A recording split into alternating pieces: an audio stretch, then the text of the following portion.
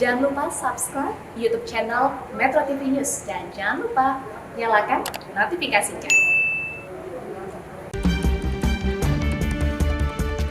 Pemirsa, buruknya kualitas udara di Jakarta kembali jadi topik hangat di jagat maya. Tentu ini semua bukan tanpa alasan, karena nyata adanya kualitas udara Jakarta selama beberapa waktu terakhir masuk 10 besar terburuk di dunia.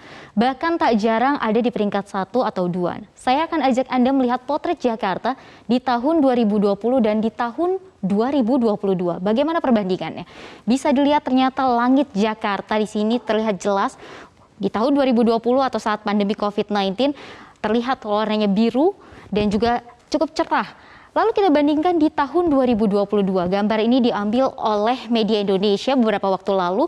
Di sini terlihat polusi udara mendominasi di kawasan Jakarta sehingga langit biru tidak lagi terlihat di sini.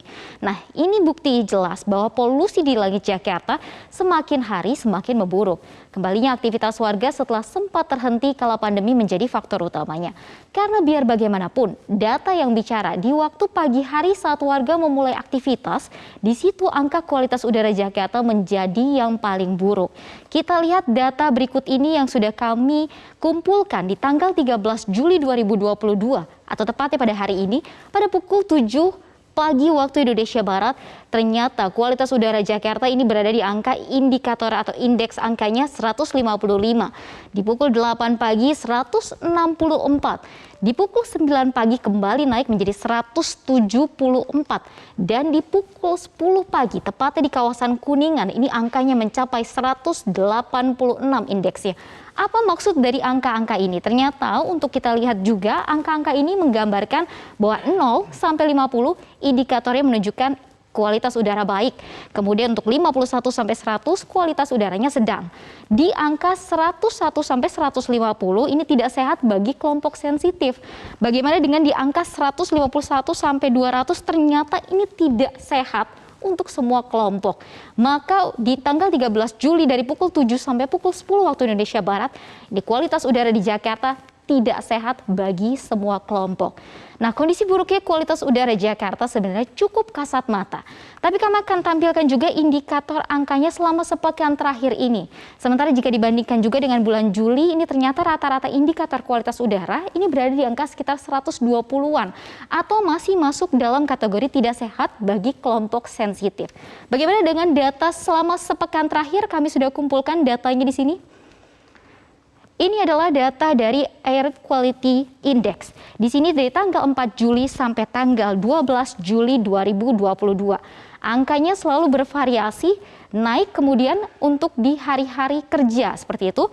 Kita tanggal 4 Juli ini sekitar 92 angkanya, kemudian di tanggal 7 Juli bahkan 140 untuk secara keseluruhan selama satu hari, bukan hanya di pagi hari ya. Kemudian kita lihat di 11 Juli ini sekitar 153, 11 Juli ini pada hari Senin, kemarin ini angkanya sekitar 157 dan pada hari ini angkanya ada di 160. Tidak sehat bagi semua kelompok. Nah, seperti yang sudah kami jabarkan tadi bahwa kualitas udara terburuk ternyata pada pagi hari. Tentu ini menjadi ironi kan? Karena di mana seharusnya saatnya kita mengawali hari ini diberikan udara yang sehat, tapi justru sebaliknya yang kita dapatkan adalah udara yang paling buruk di Jakarta terjadi pada pagi hari. Kita lihat lagi kemudian datanya, sebenarnya kapan waktu paling tidak sehat atau udara paling buruk dan juga kapan yang terbaik. Bisa kita lihat dari data grafis berikut ini dari tanggal 10 Juli sampai tanggal 12 Juli bahwa angkanya selalu tinggi terjadi pada malam hari atau sekitar pukul 8 sampai pukul 23. Ini artinya saat jam pulang kantor. Kembali juga terjadi di sini di tanggal 11 Juli di malam hari sekitar pukul 20 sampai 23 dan untuk data di pagi harinya bisa kita lihat juga di sini adalah sekitar pukul 7 sampai dengan 9 pagi atau saat warga Jakarta atau warga sekitar Jakarta ini melakukan aktivitas di kota Jakarta. Namun selain Jakarta, sejumlah kota padat di dunia juga mencatatkan kualitas udara yang buruk di pagi hari atau bahkan bisa terjadi ini sepanjang hari. Nah, kita lihat data per tanggal 13 Juli 2022 yang kami himpun dari Air Quality Index di sini. Datanya adalah ternyata Indonesia, tepatnya Jakarta, ada di peringkat pertama. Ini data sekitar pukul 9 pagi waktu Indonesia Barat, tepatnya di tanggal 13 Juli hari ini.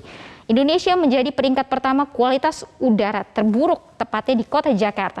Kemudian ada di Lahore, ini sekitar 151 indeksnya, yaitu di kota Lahore, Pakistan. Lalu kita lihat di peringkat ketiga ada di New Delhi sekitar 139. Ternyata India ini menjadi salah satu negara yang kerap juga masuk dalam kategori kualitas udara terburuk di dunia, selain tentunya Indonesia yang selalu masuk 10 besar. Nah, jika tadi di dunia, bagaimana dengan di kota-kota di wilayah aglomerasi Jabodetabek? Ternyata tak jauh berbeda, bahkan ada yang indikator angka kualitas udaranya lebih buruk dari Jakarta. Kita lihat dulu ini data sekitar pukul 10 pagi waktu Indonesia Barat. Pagi hari ini, tanggal 13 Juli, Jakarta berada di angka 160. Kemudian di Tangerang 151, kemudian Bekasi 131, Depok 112, dan Bogor 112. Angka-angka ini bisa dikategorikan selalu ada di atas dari angka sedang atau normal bagi aktivitas yang dilakukan di luar ruangan. Harus menggunakan masker sudah pasti untuk mereka yang ingin melakukan aktivitas di luar ruangan karena cuaca atau kualitas udara di Jakarta dan di wilayah aglomerasi ini masih terbilang tidak baik. Nah, ada banyak faktor yang jadi penyebab kualitas udara Jakarta selalu buruk beberapa waktu terakhir, atau bisa dibilang beberapa tahun ke belakang. Selain kendaraan bermotor, ini ada aktivitas pabrik dan pembangkit listrik yang mengeluarkan emisi yang juga bisa jadi penyebab lainnya. Kita lihat sebenarnya faktor kualitas udara buruk di Jakarta ini apa saja. Pertama ada kendaraan bermotor tentunya, karena biar bagaimanapun jutaan kendaraan bermotor, baik itu kendaraan roda 2 maupun roda 4, ini ternyata selalu ada di Jakarta setiap harinya. Kemudian ada emisi buangan dari pabrik-pabrik yang ada di sekitar Jakarta, baik itu di Jakarta Utara atau bahkan di Tangerang atau di kawasan Bekasi, ini juga bisa menjadi penyebabnya. Kemudian yang ketiga adalah pembakaran bahan organik. Membakar sampah sembarangan ini menjadi salah satu penyebab kualitas udara Jakarta menjadi buruk. Kemudian yang keempat adalah penggunaan bahan bakar fosil tentunya, yaitu BBM, ini menjadi penyebab lainnya. Lalu apa kata Gubernur DKI Jakarta tentang kualitas udara Jakarta? Selengkapnya kita dengarkan pernyataan dari Anies Baswedan. Kita menemukan beberapa weekend sebelumnya juga ada kondisi di mana tingkat polusi tinggi, sementara kegiatan mobilitas penduduk sedang rendah.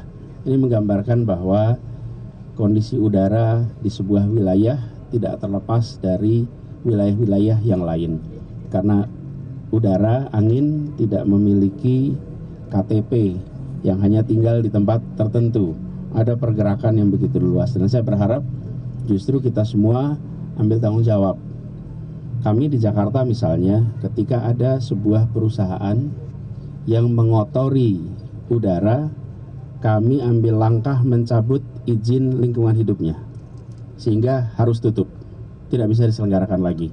Kami minta kepada semua industri di sekitar Jakarta, di luar Jakarta, yang dampak dari polusinya itu sampai ke kota ini, lakukan tindakan yang sama.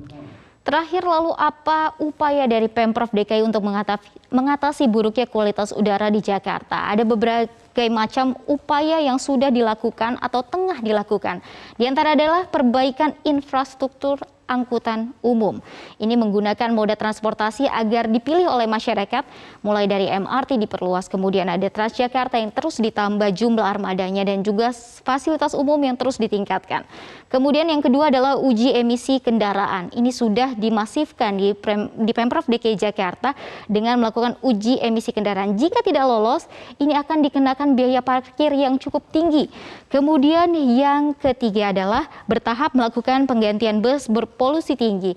Seperti halnya bus Transjakarta yang tadinya menggunakan BBM, ini perlahan akan menggunakan jadi bus listrik begitu. Bus listrik nantinya akan mendominasi di DKI Jakarta, tepatnya targetnya adalah di tahun 2030 semua bus Transjakarta menjadi bus listrik. Kemudian yang keempat adalah perbanyak alat ukur kualitas udara agar kita mengetahui di mana saja kualitas udara yang buruk di DKI Jakarta juga di kota-kota penyangga. Nah, kualitas udara yang buruk di Jakarta tak bisa hanya dipandang sebelah mata. Perlu ada penanganan nyata dari pemerintah juga kesadaran dari warga. Karena sekali lagi polusi udara berpotensi merenggut nyawa jika tidak ditangani dengan segera. Untuk sementara saya kembalikan ke Reza. Baik, terima kasih Livia Ramadanti atas pemaparan komprehensifnya dalam segmen Fact Check.